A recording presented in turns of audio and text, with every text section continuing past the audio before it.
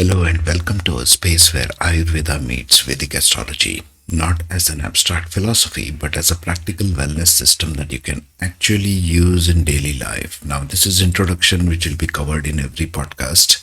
If you have already seen this, you might skip this, but I would urge you to go through each and every one of them.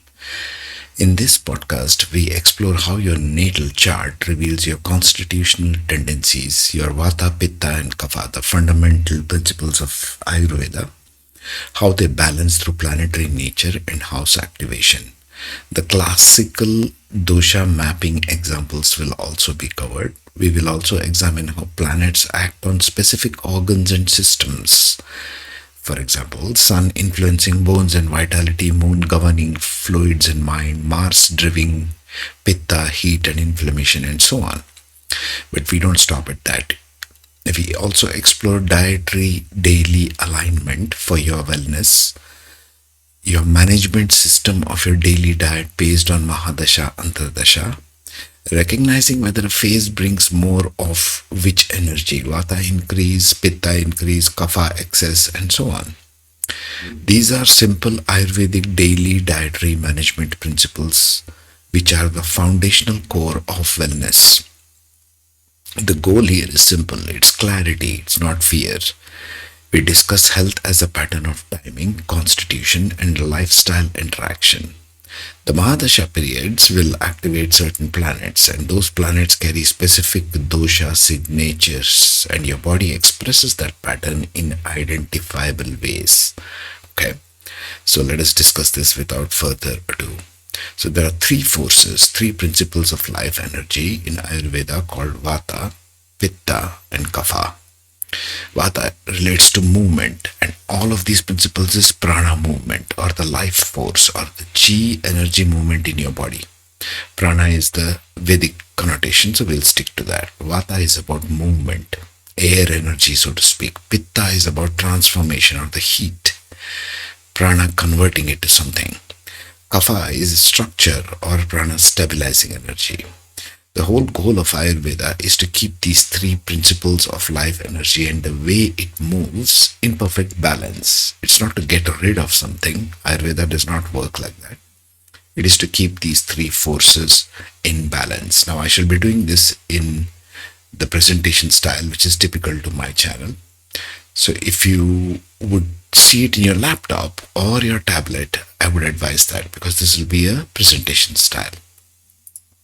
What is Vata? What is the Vata principle of movement? The core is the breath, in and out breath, the nerve impulses, the circulation, the prana flowing, energy in motion. It is air plus ether, prana in motion. Let's look at the elemental nature, air plus ether. Vata is dry, light, cold, subtle, and mobile. Think of the air and ether energy. It is very penetrative. At the prana level, Vata is prana in motion. Without Vata, nothing moves, not even thought. When balanced, it can lead to creativity, clarity, quick perception, adaptability, and healthy elimination. When disturbed, the symptoms would appear as bloating, as constipation, as tremors, as insomnia, as anxiety-like instability. The Vata imbalance is essentially disturbed prana flow. That's Vata. What about Pitta? The principle of transformation, the core underlying principles being digestion and metabolism, temperature control, hormonal conversion, prana converting something. It's the energy conversion principles. Fire plus water. It's the prana converting something. It's needed. All three are needed. The elemental nature of Pitta is fire plus water. Think like Scorpio, for example. Hot, sharp, penetrating, intense, slightly oily in nature. At the prana level, Pitta is the prana that transforms. It converts food into energy. It converts experience into understanding. When balanced, it gives you strong digestion, sharp intellect, healthy ambition, radiance, and good metabolism. Of course, all of us will need that. When disturbed, however, the signs could include burning sensation, yellow discoloration, excessive thirst, more inflammation, reduced sleep, and so on. We shall see this in details. Too much Pitta is excessive heat in the body. What about Kapha? The principle of structure and stability. The core underlying principle here being body structure, immunity, lubrication and growth, and prana converting in something where it can hold. Kapha holds things. Water plus earth principle. It's a stabilizing principle. The elemental nature is water plus earth, heavy, slow, cool, stable, soft, and cohesive. At the prana level, kapha is the prana that holds structure together. It's the glue of life. When balanced, strong immunity can result, emotional calm, endurance, healthy mass, body mass, not excessive fat, for example, deep sleep. When disturbed, it could lead to some things like heaviness, excessive sleep, coldness, and weak digestion. It's a stagnation of prana principle. So we also bring in later on in these wellness podcasts planetary doshas. Okay, what planets represent what kind of doshas typically? I shall cover this in detail also. The sun represents Pitta, the central heat, the authority, the inflammatory principle. The moon represents Vata and Kapha together, depending upon case to case. It's the fluid plus emotional oscillation. Mars represents Pitta, that is aggressive inflammation. Mercury represents Tridoshik, that means all three doshas, depending upon case to case. Remember, I spoke of Mercury as a imitator planet, depending upon where it's placed with whom is it sitting, conjunctions, and so on. It's the principle of nervous adaptive instability. The Jupiter is Kapha, 100%, expansion and accumulation. It's the fat principle. Venus is Kapha and Vata, both put together. It's the fluid and reproductive indulgence principle. Saturn is Vata 100%. It's degeneration and chronic dryness. Saturn is a dry planet. Airy. Rahu will be Vata-ish principle. Rahu and Ketu both. But Rahu is amplified. Abnormality. In uncontrolled expansion is Rahu. Ketu is uncontrolled contraction, deficiency, and severance. So we shall deal with that as well as we go forward. How do you deal with these podcasts? Okay. You should open your natal chart, which is a representation of your lifelong care and balance points needed and how you manage your daily diet, depending upon wherever the natal chart is and how it is covered. We shall take case studies later on. Number two, Mahadasha, Antardasha, you got to check which Mahadasha, which Antardasha you are running, because the activation will be as per your Mahadasha, Antardasha, currently whatever you are running, and whichever planets are associated. So you might think of those particular points as activation points for your doshas, as the activation ages for the individuals to consider. Number three, this podcast is about wellness. It's about daily dietary care and taking care of the Vata, Pitta, and Kapha principles. Okay? And the doshas associated. And to consider them accordingly. How do you want to tune your daily diet? That's what this is all about. And we should take that also into consideration, taking the classical Ayurvedic texts and which foods, native foods to Indian subcontinent give more Vata, Pitta, or Kapha. Okay? And we'll relate it to Vedic astrology. So welcome and let's see what we get.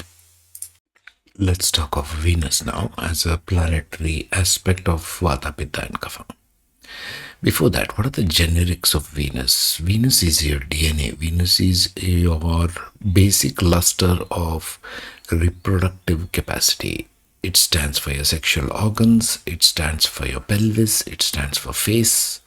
It stands for your eyes.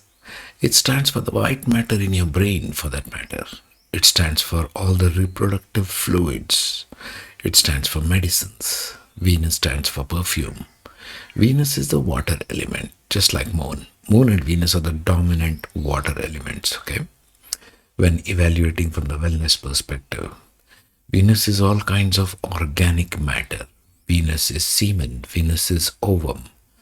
Venus stands for pelvis, everything in a hip area. For example, the Swadhisthana chakra, if you want to go to the chakra perspective, the sacral chakra, the kidneys, the bladder, The prostate gland. The disorders of the sexual organs arise from Venus. Kidneys. If you're having kidney related problems, if something is happening with your Venus in your chart, basically. Urinary bladder, prostate gland, urinary tract, all kinds of UTI issues stem from here. Sexual perversions of all kind come from here. The loss of bodily luster. Why? Because the final product of all our food becomes our reproductive fluids in the body, male or female. So if there is loss of that fluid, it reduces the ojas in the body. Ojas is the human aura, your basic biomagnetism, you might call it. It reduces that, and therefore a person appears lackluster in the body. We are talking about body here. We are talking about natal chart. Venus also stands for your taste. What kind of tastes do you have? Venus stands in terms of taste for all kinds of sour flavors. Lemon, citrus fruits, for example, all are Venus.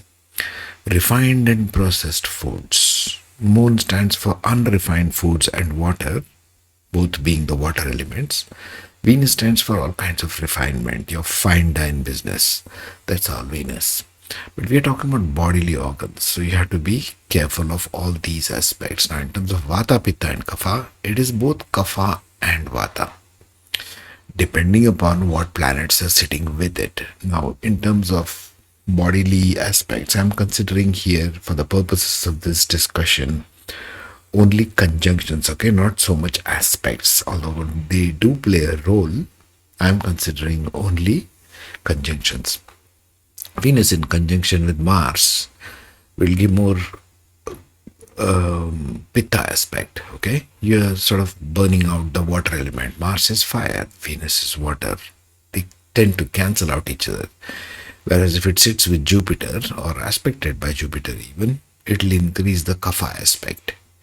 If it sits with Saturn or aspected by Saturn, or looked upon by Saturn or conjunct, it'll increase the Vata, because Saturn is a Vata planet, which we shall see in a little bit. So, increase of Venus capacity. What does it increase? The production of reproductive fluids in both male and female. It creates sugar imbalance, all kinds of diabetes and sugar issues, Venus problems, pancreas. Sexual overindulgence of all kinds will stem from Venus issues. Like I said, urinary problems, bladder, prostate, UTI, everything related to kidneys and urinary path in the body is related to Venus in astrology. Depletion of this, what it creates, excessive thing, hormonal instability. And when I talk of houses, I'll talk more on hormones and parts of the body. But just for the sake of this discussion, Venus tends to affect the hormonal imbalances in male and female. Ojas, like I said, Ojas is the human aura, the biomagnetic field of the human being, because Venus also stands for DNA. If excessive indulgence, it depletes. For example, if your loss of the sexual fluid, sexual reproductive fluid, etc. happens excessively, it depletes your human aura. This is why people who went to meditation used to have a brahmacharya life, not deplete their reproductive fluids, because it is affecting your DNA. It is affecting the ojas, and that ojas is converted to tejas or brilliance. Clinical pattern shows up as diabetes. Like I said, everything sugar related, excessive sugar in the body, Venus problems, excessive kidney problems, kidney stones, okay, UTI issues, urinary obstruction, everything is related to Venus. Sexual dysfunction of all kinds, both genders, is related to Venus. Reproductive imbalance is related to Venus. Venus is the internal sexual organs, is the external sexual organs. Everything related to the reproductive function is related to Venus. So the nature of Venus is fluid and desire driven imbalance. So you can take both water and Swadhisthana, the sacral chakra imbalance. Because sacral chakra is where all your lower pelvis, the urinary organs, the sexual organs come in, isn't it? The lower half. the second chakra. Venus is Kapha with sensual movement. So you got to keep these basics of Venus in mind as we go forward. Now let's speak of Saturn. Saturn, first of all, as a general planetary attribute in regards to human wellness and biology, is everything slowing down. Saturn is time. Saturn slows down everything. It is suppression of whatever house it sits in, whatever planet it sits in with, and signification of that. Saturn is also the nerve tissue, as in physical tissue. Saturn is everything physical. Therefore, Saturn suppresses the nervous functioning wherever it sits in.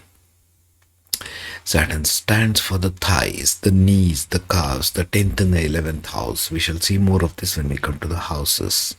So thighs, knees, calves, rules arthritis, all kinds of slowing down of the joint system of the body.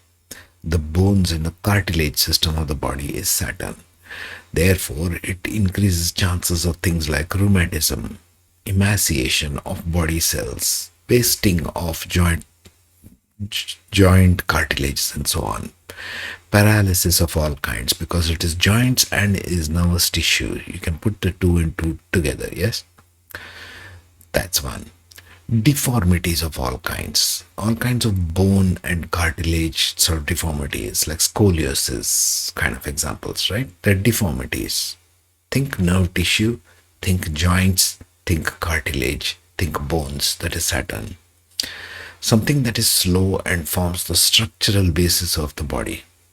It is the coldness of the human body, cold factor. Saturn is a very cold planet. Nerve disorders of all kind. And also all sorts of chronic complaints. Nerve disorders, Saturn and Moon, if you remember back. Go back and see the Moon one. Moon, Mercury, Saturn are collectively, especially if they are conjunct, show a dominant presence of nervous disorders. Central peripheral nervous system, we can see that later. All sorts of chronic complaints. Why? Because it is slowing down and suppression of. Saturn will take time with everything. Therefore, it creates a lot of lengthy stretch of suffering, you might say, of complaints, you might say. So it's chronic disease. So as much as Mercury and Mars were acute disease factors, it's quick come and go based on Mahadasha and Antardasha. Saturn becomes chronic, slow and lengthy and drawn out, you might say. Chronic diseases of all kinds is Saturn, and I've covered this a bit in homeopathy podcasts. Saturn and Mercury as the chronic diseases formation. Long-standing complaints are attributed to Saturn. Saturn is also the sense of touch. In terms of taste, it is everything to do with astringent flavors. We shall see more of this when we come to foods, okay? And Vata, Pitta, Kapha aspects of the foods. So this is basically Saturn in terms of nature of Saturn. Now in terms of Vata, Pitta and Kapha, Saturn is pure Vata, just like Jupiter was pure Kapha, right? And Sun was pure Pitta, Sun and Mars. So you will take these planets as we go along so that we can understand this better. So the Prakriti or the aspect of Saturn is pure Vata. It creates movement in the body, airy sort of. It increases the dryness. It increases degeneration. Imbalance in Saturn will increase degenerative factors and chronic diseases, therefore. Nervous disorders of all kinds. This is why Saturn combined with Moon, conjunct with Moon, will give all kinds of nervous issues. Lots of melancholy, sort of melancholy in the mind. Moon is the mind. Nerve disorders, emaciation of all types. Chronic pain, like I said, everything chronic is attributed to Saturn so far as health and wellness is concerned. It depletes tissue nourishment. When Saturn is depleted, tissue nourishment comes down. Warmth happens in the body. It reduces the lubrication. This is why aging people always tend to get all rheumatic kind of joint related problems in it. Replacement of kneecap and so on. That's the lubricative factor. It depletes the warmth, it depletes lubrication, the cartilage. The cartilage and bone connection in the human body is Saturn. Therefore 10th house, therefore knees, therefore ankles. Everything structural and bones is Saturn. Combined with the sun, of course, sun also stands for bones. Clinical pattern might show up as arthritis or as paralysis since it is structural as well as nerve related. So moon and Saturn together, you might look at the paralysis factors because both are nervous related, even Mercury, but to a lesser extent, mainly moon. All kinds of chronic diseases, especially in the 8th house, for example. Cold extremities, constipation of all kinds. Why? Because it has slowed down the bowel movement. If Saturn is near 6th house or 8th house, for example, you might have piles or constipation issues. Why? It has slowed down that system. Wherever Saturn will sit, that particular organ, that house, it will slow it down. We shall see more of this when we come to the house aspects. Anxiety. Why? Again, it is related to nerves.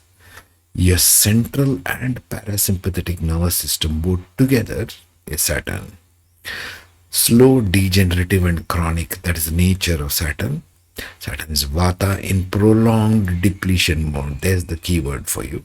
Prolonged depletion. Everything with Saturn is very stretched out, very slow and long. Years and years of suffering, kind of. Okay. We shall see how to correct this imbalance with dietary supplements and so on later.